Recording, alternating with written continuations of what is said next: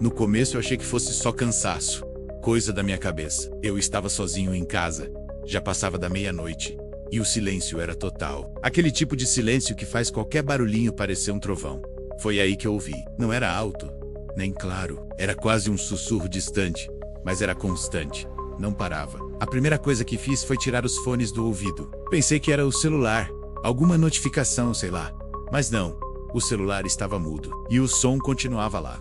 Era como se alguém estivesse respirando muito, muito perto. Só que não tinha ninguém. E o som parecia estar longe, mas ao mesmo tempo dentro da minha cabeça. Fiquei um tempo ali, parado, tentando entender.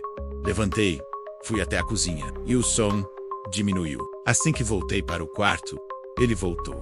Fiquei ali, em pé, no meio do quarto, tentando entender se aquilo era real, ou se minha mente estava me pregando uma peça ira exaustivo. Então, aconteceu algo bizarro. O som parecia reagir aos meus pensamentos. Quando eu tentava ignorar, me distrair, ele ficava mais fraco. Mas quando eu focava nele e prestava atenção, ele ficava mais nítido, mais forte. Era como se ele soubesse que estava sendo ouvido.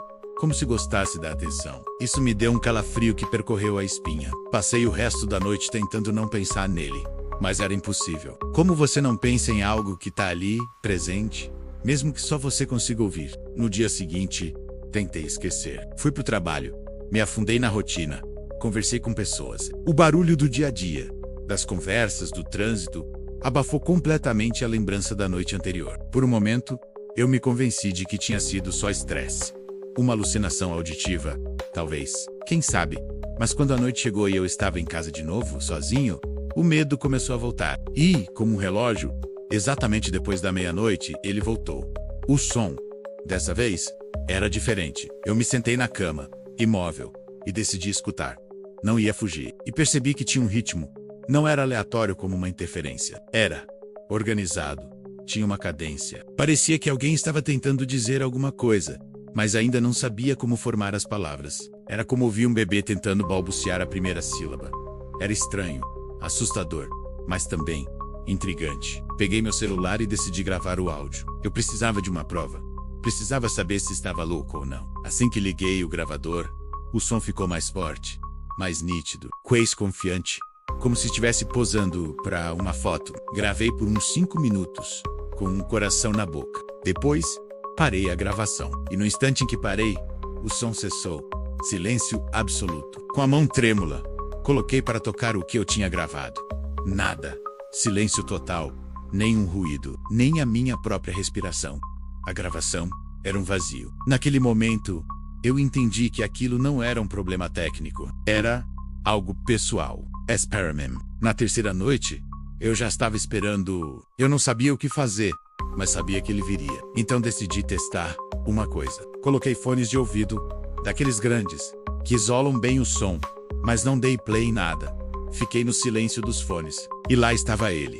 O som continuava. Então, com o coração acelerado, eu aumentei o volume dos fones, no máximo. E o som aumentou junto. Meu estômago gelou. O som não estava vindo do ambiente. Ele não estava no quarto. Ele estava vindo de mim. Comecei a sentir uma pressão estranha na cabeça. Como se algo estivesse se formando por dentro. Uma dor de cabeça que não era bem uma dor. Era só pressão. E então, pela primeira vez, o som mudou. Ele se transformou em algo parecido com uma voz. Não palavras completas. De jeito nenhum. Eram fragmentos. Uma respiração longa. Uma pausa. E algo que soava como o começo de uma frase. Um fonema perdido no meio do ruído. Fechei os olhos com força, tentando manter a calma, respirar fundo. Não era pânico, era uma aceitação estranha. E foi aí que eu entendi. O som só existia quando eu o escutava, quando eu realmente prestava atenção. Ele precisava ser percebido para continuar existindo. Como se minha atenção fosse o que o alimentava, o que o mantinha vivo. Ele não era uma invasão, era um convite. Naquela noite, eu dormi mal, claro. Tive um sonho estranho. Sonhei que alguém falava comigo, mas sem som.